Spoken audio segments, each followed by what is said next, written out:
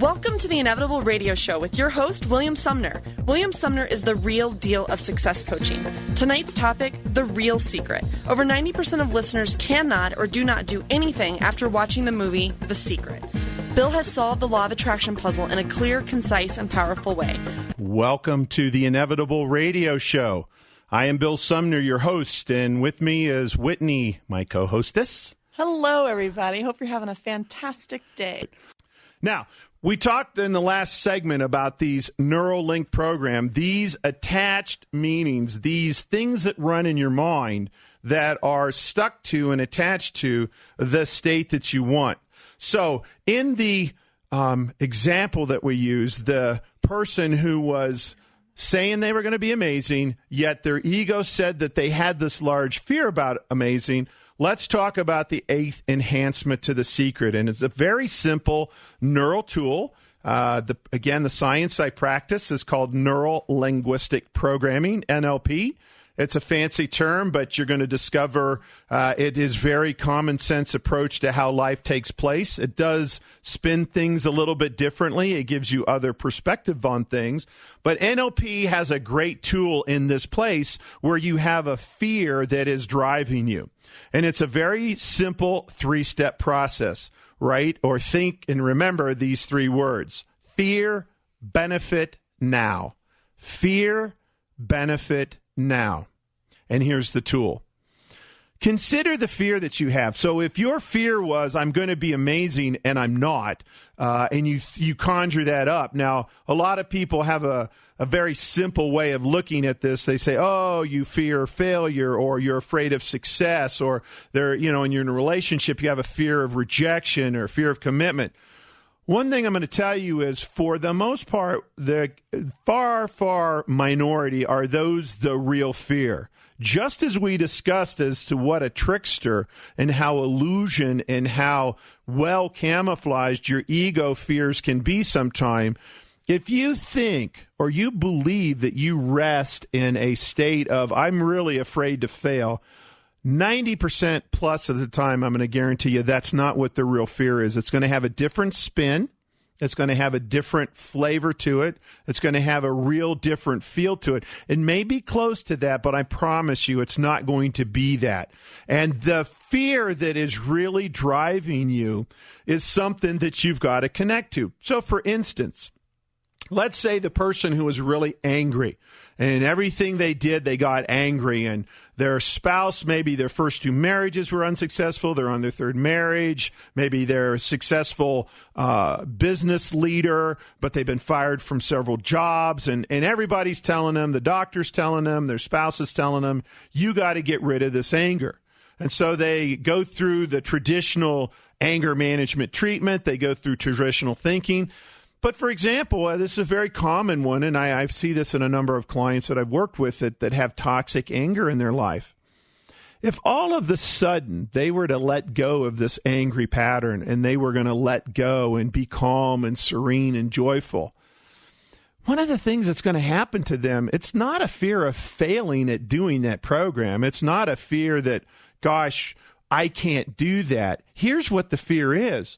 How can I be successful when anger has been my jet fuel? Anger has been rocket fuel for me to accomplish everything in my life. So on one hand, they may say, yes, I know anger is toxic, and they may know that it hurts them in many aspects, but they also know at another level, and this is a deeper level because they're still using this strategy and this pattern, anger is the only way they know how to create success. They don't know what a calm, serene, joyful person does to create success. They have no clue. They can't see it. They can't feel it. They can't hear it. It's not in their body. They can intellectualize it maybe sometimes, and again, here's the counterintuition about how this craft works. If they even manage and really muscle into their life with great effort, okay, I'm going to be calm today, and a little problem comes up, and they would have been angry, but take a deep breath. Okay, I'm calm, and second problem comes in. Oh yeah, no, I'm going to. When the real problem hits, when the rubber meets the road, and they really have to succeed at a high level, every time they will flip back to the only pattern that they know. So the fear that they thought they've been fighting, can I get rid of anger, is not quite the fear. The fear that they're really fighting is, how can I succeed in life without anger? And you ask an angry person that, I promise you 9 out of 10 times they'll look at you with a blank look on their face and they have no idea. And there begins the chain of events. There is where we begin to unravel.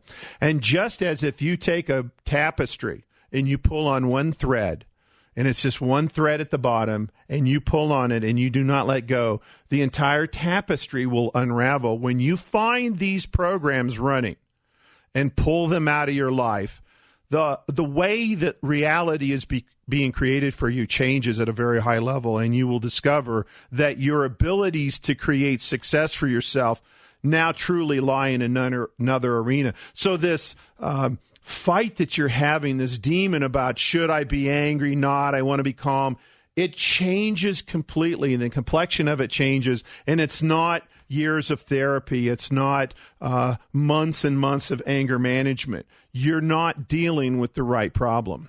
Bill, I'm wondering how important it is to figure out the why. Why are you angry? I mean, do you have to go back into that and figure out when you were a child what you did, what happened to you, things like that? Or is it more important to just confront it head on? Here's what's cool about neural programming. I would say in probably 2 to 3% of client work that I do we need to go back into the past to process it. I do a very detailed intake, and in the intake is really not what happened to me in my past. It's what patterns got created, what meanings got created in my past that I still carry today. So when you understand what this model that I'm using today, the fact that they might have come from dysfunctional families or functional families or traumatic experiences, you don't have to go back, and 95+% of people choose not to go back and relive something that created pain for themselves years ago. And they go, oh, I processed that, I feel better, I accept what happened. Yeah, they use language like that, very traditional language that they've been taught, that I'm healed now, I can handle that. But what they don't focus on, and this is what 21st science will teach us, is they may feel good. They may be completely healed from that trauma or from that dysfunctional past. But the program that they learn that says this is what reality is, that it's safe, that it's dangerous, that it's good, that I can succeed without anger, no one's ever shown them a pattern of what it looks like. And although it's out there, because they've been an angry person, they're not connected to it, they can't see it, and they can't feel it. I want to take a moment to thank you for listening to the Inevitable You podcast. If you are seeking additional information about what we have been talking about, please visit www.theinevitableyou.com. You know, Bill, I had another question about defining fears. I have plenty of my own personal freak out moments, and I'm wondering, when I have those, sometimes it's really difficult for me to just pinpoint exactly what the fear is right there. How would you tell someone, what would you say to suggest to someone, you know, figure out your fears, do the work? How would I get my mind moving in that direction?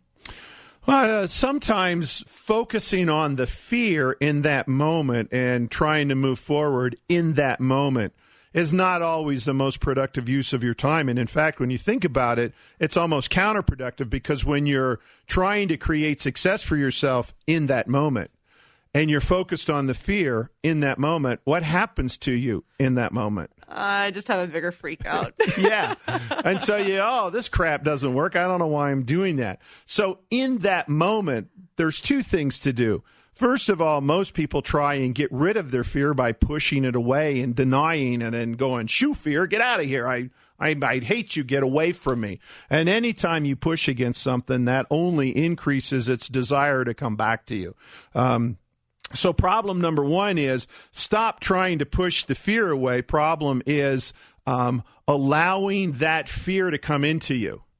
And then the second thing can happen. When it comes into you, you can fall in love with it.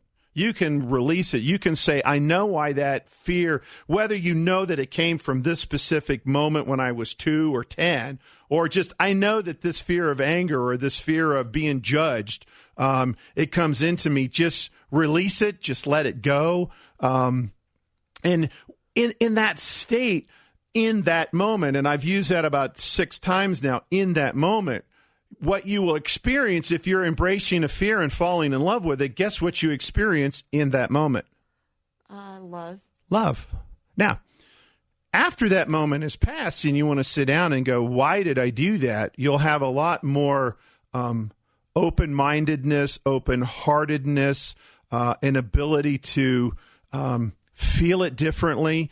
And you can recreate the moment to experience the fear just as intensely as you did then, or you can do whatever you want to do with it when it's not in that moment. But again, what happens for most people when they're not in that moment, what they will do is they'll go, oh, okay, I don't have the problem now. And because at the end of the day, it's a demon. It's a fear. It's something that's chased them for a long time in their life. We're on the line with Elizabeth from Boulder. Thanks for being on the Inevitable Radio Show. How can I help you? So is it Will or Bill? Well, my mom called me all kinds of names, but the given name is William, but all my friends call me Bill. So you can certainly call me Bill. All right. Hi, Bill. It's nice to meet you. It's the first time I've listened to your show, and it's been very enlightening. I really appreciate the depth and clarity that you bring to these kinds of situations. So I'll tell you what mine is, and I'm just really interested in how you would approach it. Okie dokie. I, since 1988, have been waking up on a pretty consistent basis at a few minutes before 3. And it's very, very hard for me to sleep again until about 5:30. And what I deal with is sort of unsubstantiated fear, terror, sort of burning sensation in my chest and anxiety. And I've tried a variety of things, and I've made some progress, but really not the kind of progress I'd like to make. I'd like to have a good night's sleep. Elizabeth, when it's 3 o'clock and you feel your body jerk awake, tell me what really begins to roll through your mind, what your primary focus is, and use the language that you actually use with you when you do that. Okay. When I first wake up, it's just like as if a lightning bolt has hit me in the chest, and it's really an awful feeling, and I don't want to have to be in it, and I don't want to deal with it, but I just start being with it. And I think what it boils down to is a feeling that I'm never going to be really supported in my life, that things are not just going to happen easily for me, almost as if I'm like an outsider and I don't belong. I don't know. I'm an outsider and I just don't fit in. Are you an outsider during your waking hours and during your day? I think sometimes I am. Mm-hmm. I see things often differently than some of the people I'm around, and when I express myself directly, sometimes people will look at me as if I'm odd. And I think I have some of that feeling. And then I have a sense that I loved it when you talked about it's not so much the story in the past, but it's how that story informs some part of my belief and thinking. And I think I think that may be what it is more than that it's actually true in every situation. And what I would ask you to ponder is this question, Elizabeth. If you have this oddness or you have this uniqueness to how you look at life, is it also the same arena that contains your gifts and your strengths and the best parts of you and the deepest parts that you really love as well? Yes. Yeah, here's an interesting thing about the half-full, half-empty glass, or Asians have been calling it yin and yang for thousands of years. Our greatest gifts are often our greatest curses. And I'll give you an example because it works in relationships. People sometimes see it really easy there. the most dominant trait that caused you to fall in love with your spouse or the person that you with. The downside or the half-empty side of that very trait is going to be the thing that drives you the craziest about them. So my wife, Barbara, is an amazing woman. I managed to marry above my station. She's got a drive and a determination and a greatness about her at anything that she touches and does. And I just fell in love instantly with that part of her. And when I'm mad at her and we're fighting, it's because she's controlling and domineering and pushy, and I never get to make decisions because she's so determined that her way is the right way.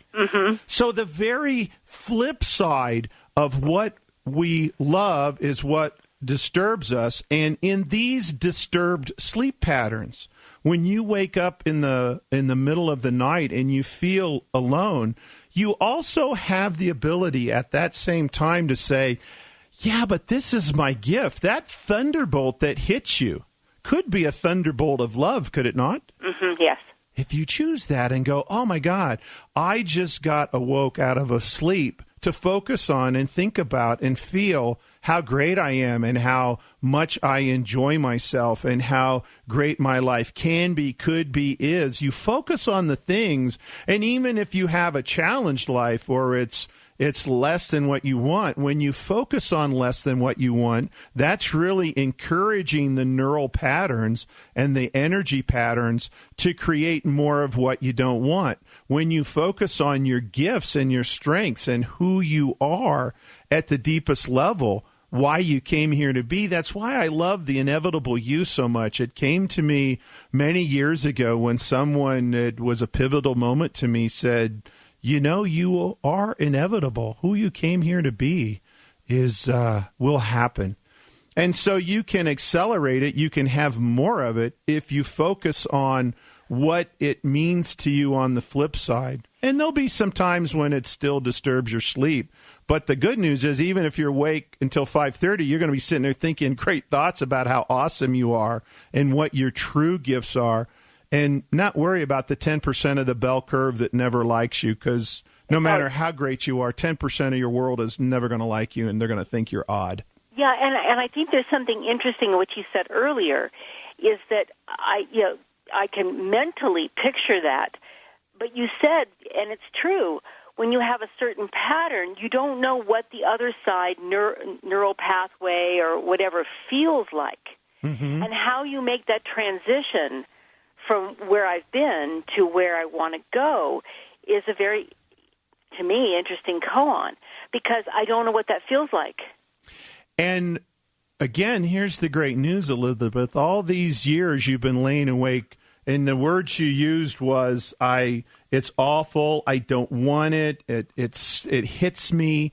Now you can stop saying what you don't want, and you can begin to focus on, hey, I just got hit with the lightning bolt of greatness. I just got awoke so that I can focus on gratitude and the things that I do have and what I really like about myself.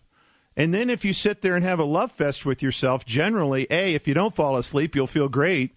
And B, most of us get a little bored after we've loved ourselves a little while, and you'll fall back to sleep with a big smile on your face. Something to think about. I really appreciate your call. Thank you for calling tonight. Thank you. Bye-bye. Take care. Thank you for listening to the Inevitable Podcast. To learn more about this extraordinary coaching system, please visit our website at www.theinevitableyou.com, where you can begin transforming your life today.